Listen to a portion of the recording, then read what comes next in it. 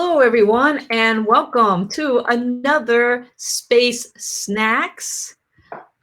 I'm your host, Cyan Proctor, and today I've got a really good friend of mine, Erin Bonilla. Bonilla. Yes. Said it correctly. I've known you for a while now, and I don't know how to pronounce your name. It's okay. How you doing, Erin? Good. Doing pretty good, considering the world. It's so good to have you on Space Snacks because you are one of my good friends, and we actually have a company together, Flight Ready Systems. But what I love about you, Erin, is that you have a unique space story. And so could you tell us a little bit about you and what you're doing and why space? Sure. Well, to kind of quickly go through that unique story. So I started out as a graphic designer, and I got a degree in an undergrad in graphic design, and I worked in like t-shirts and screen printing and embroidery. And then I got a job as the creative director at a fashion advertising firm, and worked there for a while.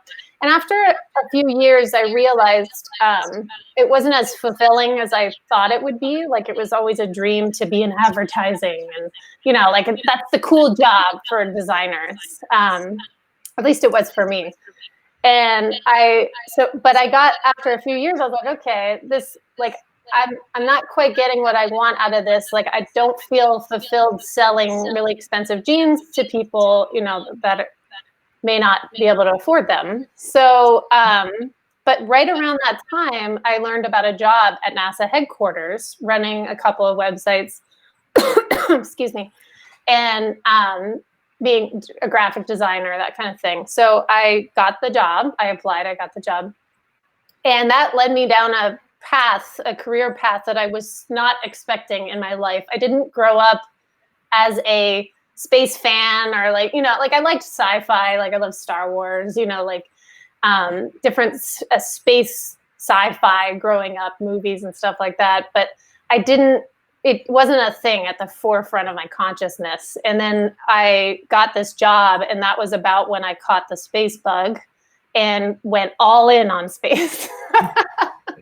And then my career just took off. Like, I ended up running a couple of websites for NASA, redesigning them, communications campaigns, software development. I was a project manager, did all kinds of stuff. And then after about 6 years, I decided, the next step for me in my personal growth is I wanted to figure out how to train astronauts. I was like, okay, I want to be on the ground training astronauts. How do I get there? Isn't that a question that all of our listeners have? How do you become the person who trains astronauts? Right. And I think there's a million paths, right, to get there. But so I was like, okay. So I went back to school. I decided that I had to leave my job because I was on that path of a designer, right? Like, in communications, and I was ready to shift. Although great skills, great experiences, I needed to make the shift. So I went back to school,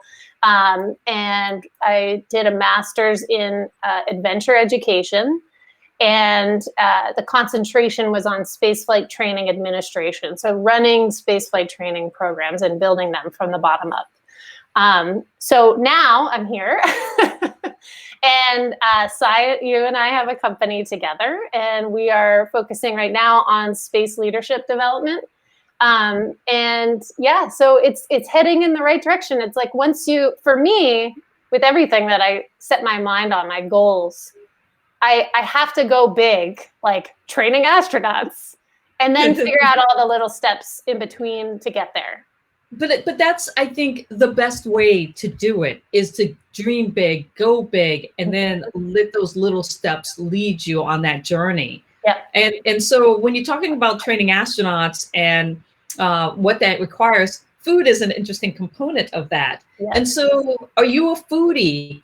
Do you like food? Everybody likes food, I guess. But when I say, are you a foodie, do you get into food? Yes. So I used to live in Washington, D.C., and D.C. has really good food. Like, it's such an international community, really high quality, food in different restaurants. So my standards were set very high. and I feel very fortunate to have experienced all of that. And so I definitely have certain tastes when it comes to food, but I love most food. There's very few things I don't like. Well, talking about having a specific taste, what is your favorite type of food if you could eat anything? What would you want to eat? So it's going to sound kind of simple, but spaghetti is my favorite. and it's funny because it's a total comfort food. It's easy for me to make. I love what it tastes like. I know what I'm getting every time, and it fills me up, and I'm very happy afterwards. So okay, it's all about mood. Now, are you a marinara sauce person? Do you like a pesto sauce? Do you like an Alfredo? I like them all, but my default is a marinara. And generally one that has meat in it, like beef or turkey. I do turkey sometimes. So if you Italian thinking of, and I've actually had spaghetti at your house, and it was delicious, along with gluten-free spaghetti. Huh? Gluten-free spaghetti. Gluten-free spaghetti, that's correct, and really good sauce and gluten-free bread. It was really nice. Yeah.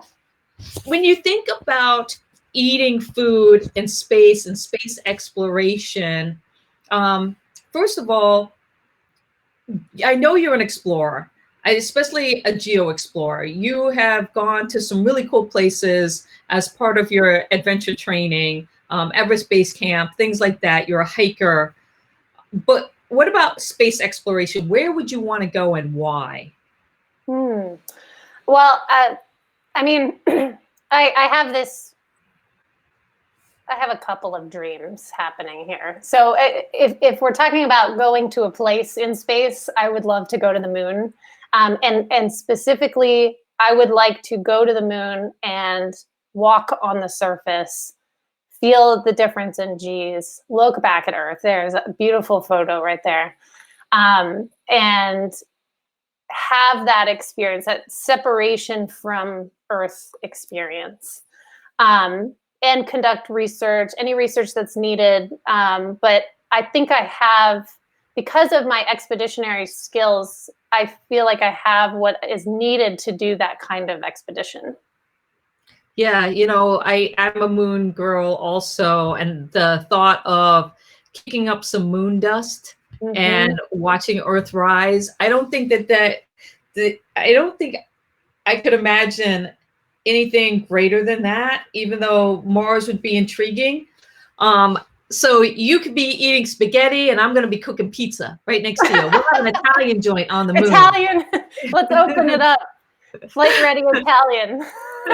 And so when you're talking about a physical place to go, the moon, but is there a metaphorical or some other kind of space that you want to? Yeah, well, there's a bit of a dream of mine. And in the last few years, I've decided to be a little bit more open about it.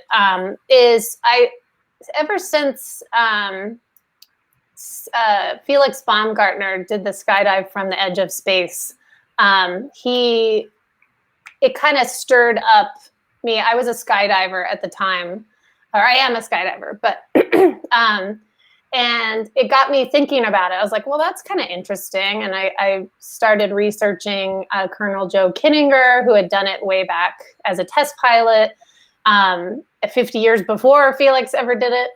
And it piqued my interest. And so ever since then, and on top of that, a really good friend of ours provided us an opportunity to meet both of them. Oh, wow. Yeah. And it was a unique scenario where no one else was around and I got to meet them both. And it was before Felix did his jump. Yeah, it was like, talk about inspiration. And so it just fueled it. And then Alan Eustace broke the record after that. And ever since then, I've been like, okay, so no women have done this. And it's a dream of mine try it or to be a part of a mission like that. And so, there's a lot of work, again, dreaming big. There's a lot of work that comes between here and there, and money and time and training and stuff like that. But it's there, it's real, and it has it where I am up high enough in the atmosphere to see the black of space, curvature of Earth, and I don't even have to go to space. Oh, that's amazing. Yeah. So like if I had to trade one, like moon or that, I would take that. Wow. That sounds like it. And that sounds like a very attainable goal. And I really want to be part of your ground crew. Oh yeah. I think I already told you like a while ago. I was like, I need you on the radio. It's like, you got this. Okay to go. And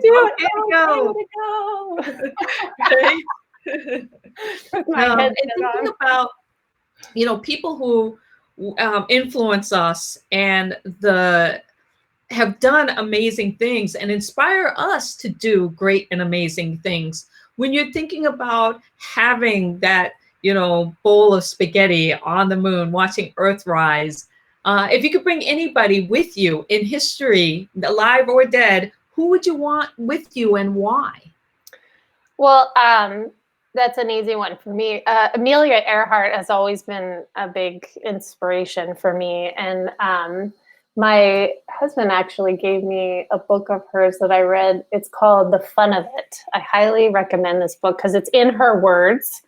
And it really gives you a perspective of her female perspective going through everything, like, and talking about her life. And so this is written before she perished, which is it's a very sad story, but also a super inspiring one because I mean, and one thing that's super interesting too is her husband was a big supporter of her and a communications guy and a marketing guy, which is a big reason why she was as promoted as she was and so historical or showing up in the history books. But she was an inspiration and her ability, like the fact that she was pushing through in a field that didn't really accept women during that time is just it's like an example for me to try to do that in aerospace.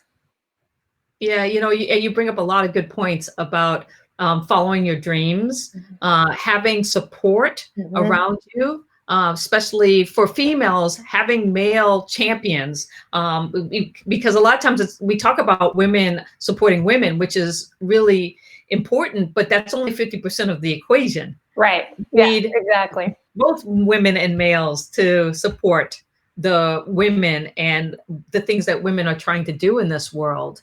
Yep. Absolutely. And thanks for sharing that book because I have never heard of it. You can borrow my copy. You just have to give it back. I'll remind you. Yeah, I understand. Don't lose your book. Definitely welcome. It's a quick read because it's not a hard read, and there's like some pictures. It's like a good book. Yeah, to flip through.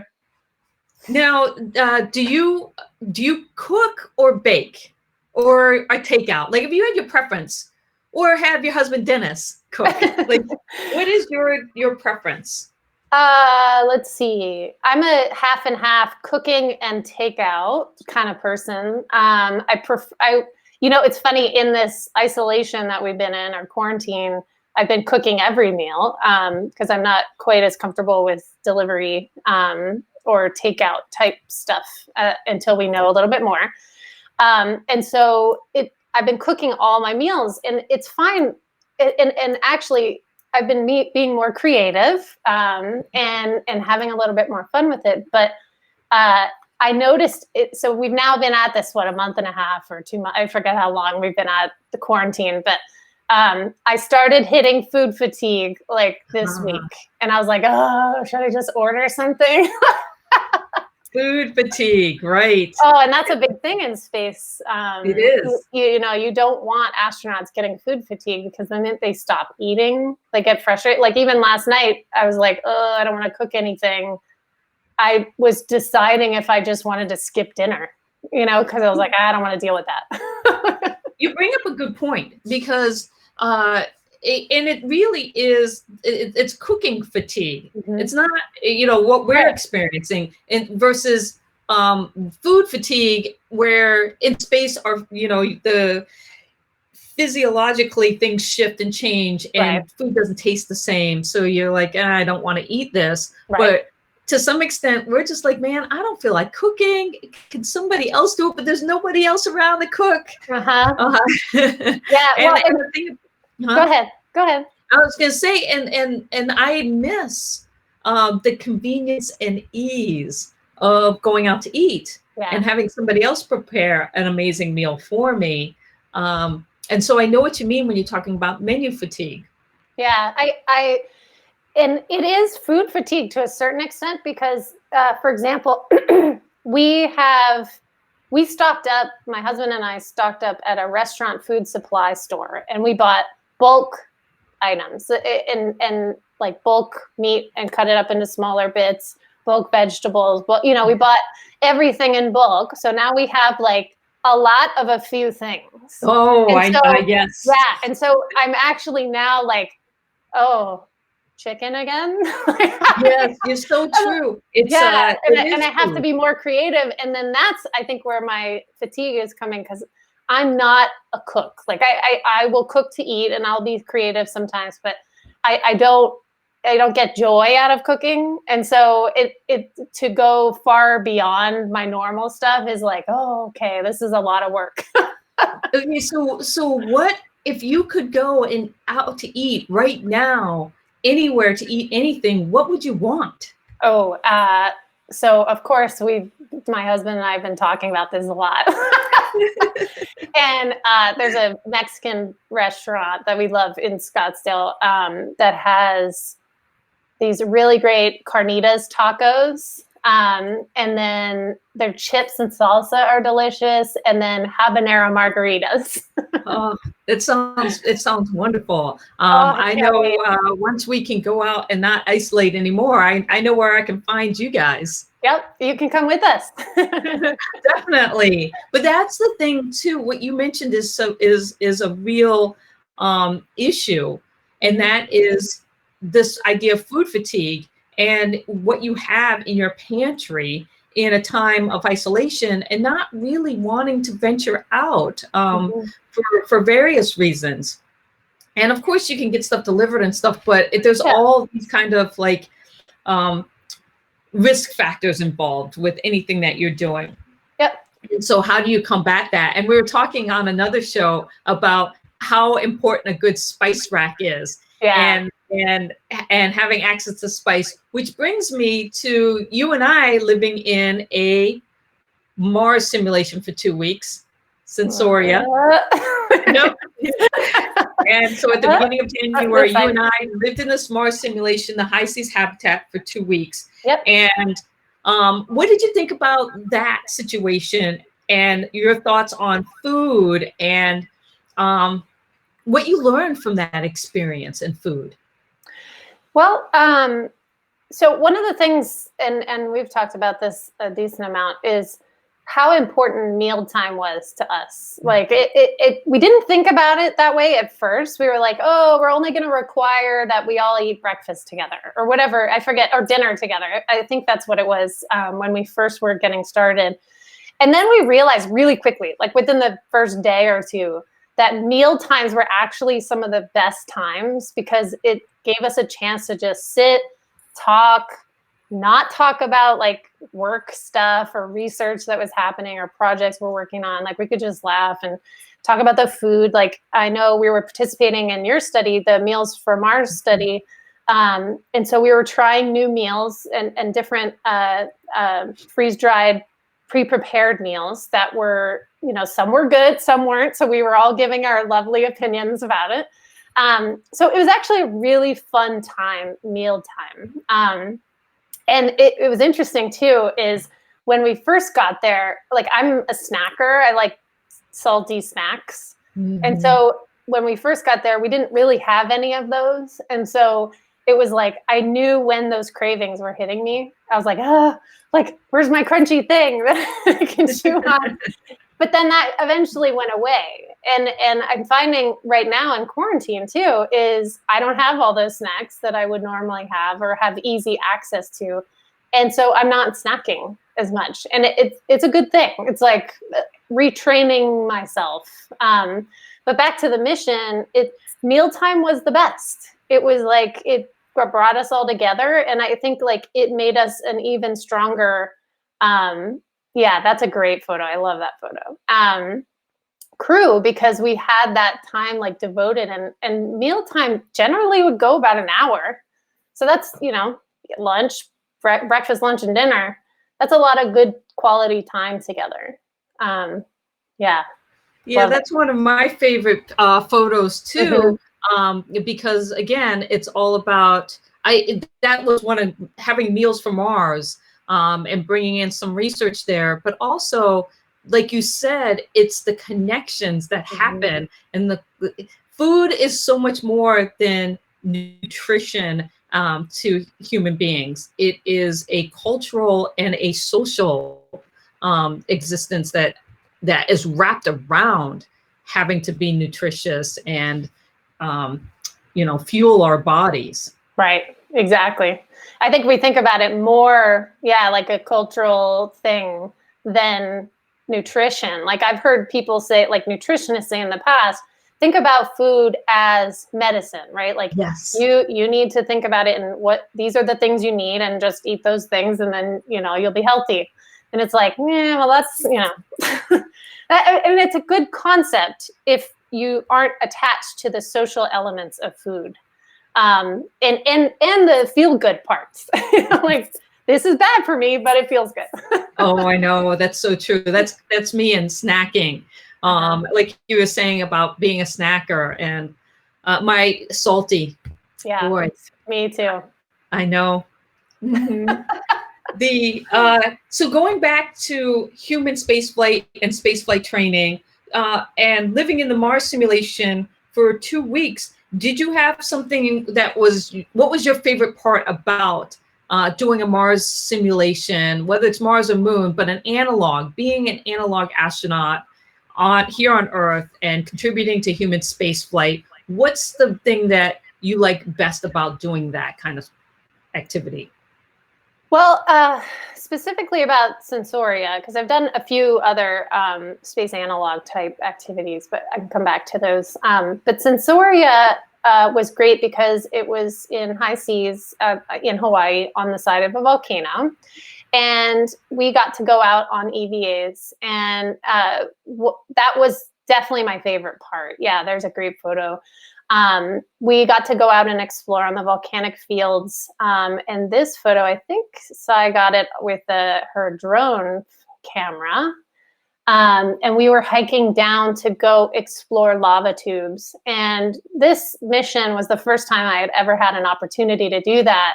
And it was great because Sai was our EVA master or lead. I forget what the title was, but and she's like, Erin, you should lead the way. And I was like, okay. And I went in, and it was really cool because for me, I haven't had that many opportunities where it was like true like exploration, like going into something that I had never been into before, leading the way into that type of terrain.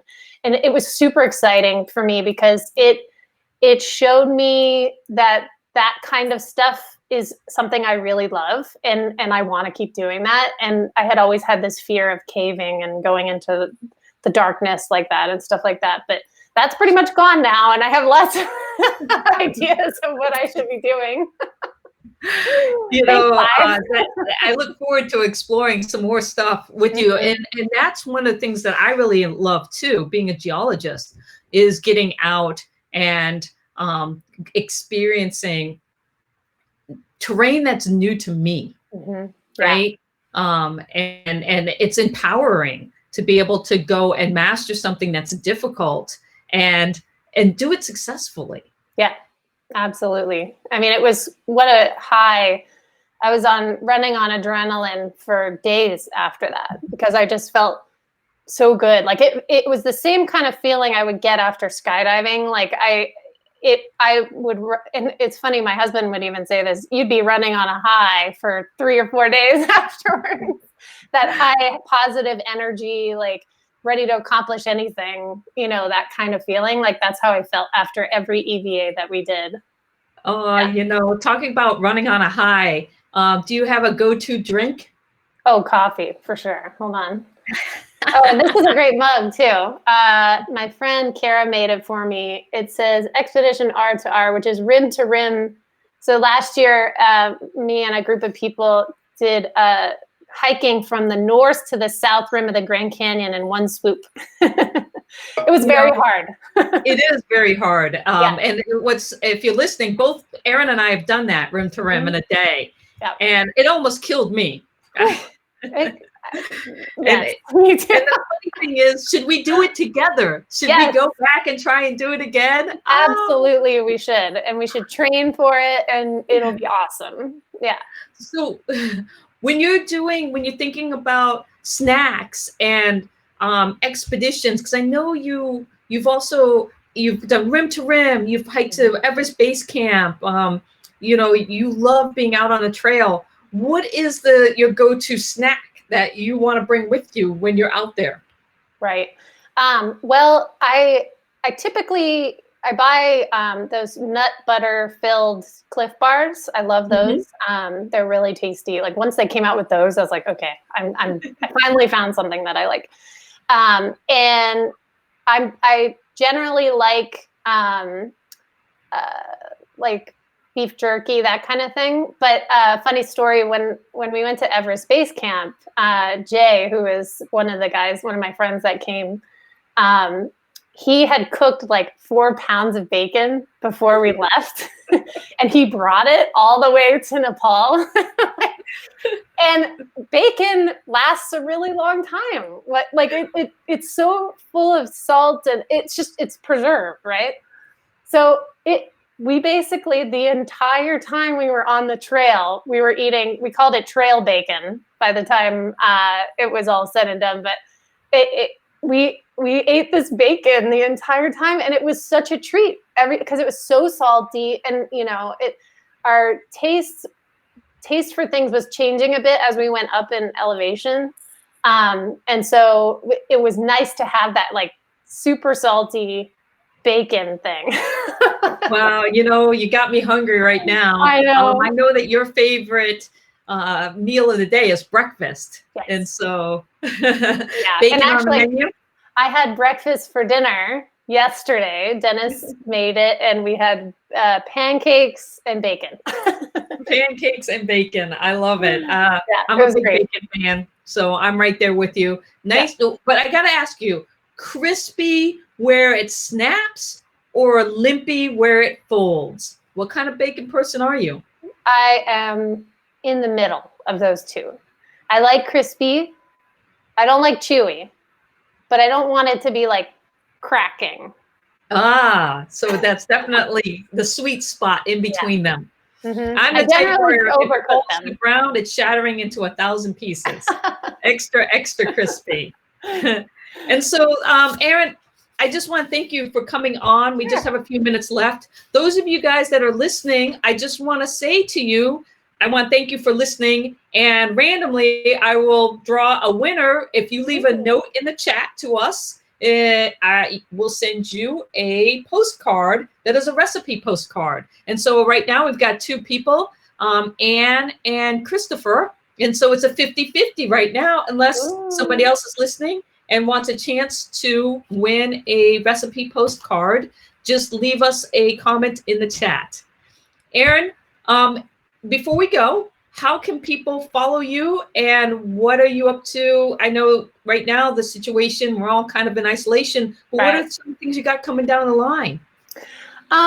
Well, I would say we have our company and the stuff that we're working on. So the Space Leadership Academy is something that will be coming down the road.